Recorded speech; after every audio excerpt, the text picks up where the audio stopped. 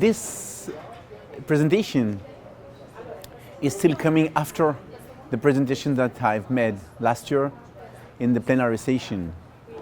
Last year we presented the Carmena trial, and the results of this trial was that cytoreductive nephrectomy should no longer be considered the standard of care for patients with metastatic kidney cancer.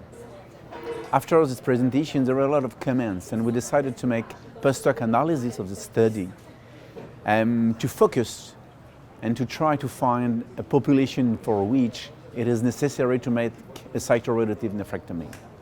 So the result of the study were that first, cytoreductive nephrectomy remains not superior to sunitinib alone in patients with metastatic kidney cancer, with longer follow-up of 61.5 months. That's the first point.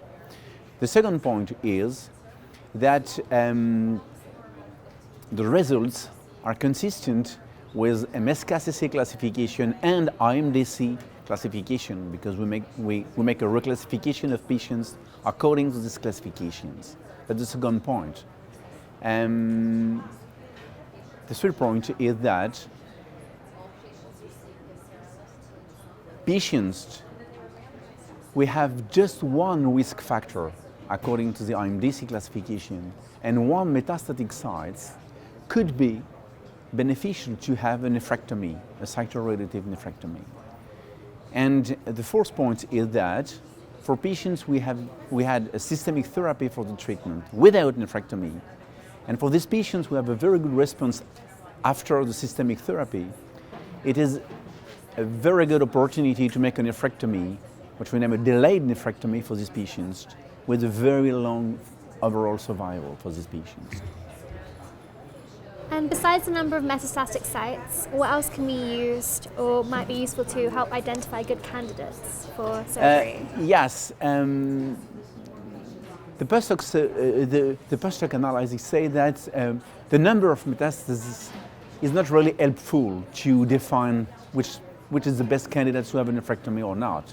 But it could be possible to think, according to these results, that the patients with just long mets have a better survival, overall survival, when they have an operation versus those who are not in operation. It's not statistically significant, but there is a trend. Okay, so we think that patients with one risk factor, one metastatic site, and actually long mets could be a good candidate to have a surgery before to be treated by sunitinib. And should this strategy be applied to only patients with secondary nephrectomy only? We try to see what about the patients having a secondary nephrectomy.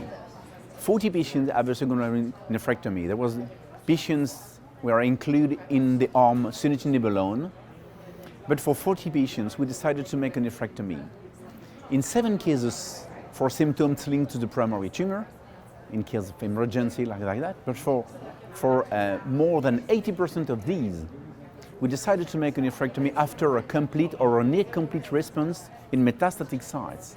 It was an ethical reason for us, because the metastasis is decreasing, to make a nephrectomy for these patients.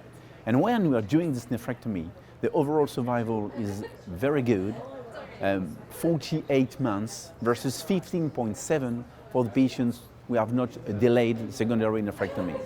And it's definitely statistically significant. So for these patients, we decided to make a systemic therapy. If they have a very good response, it is absolutely necessary to make a secondary nephrectomy with a very long overall survival.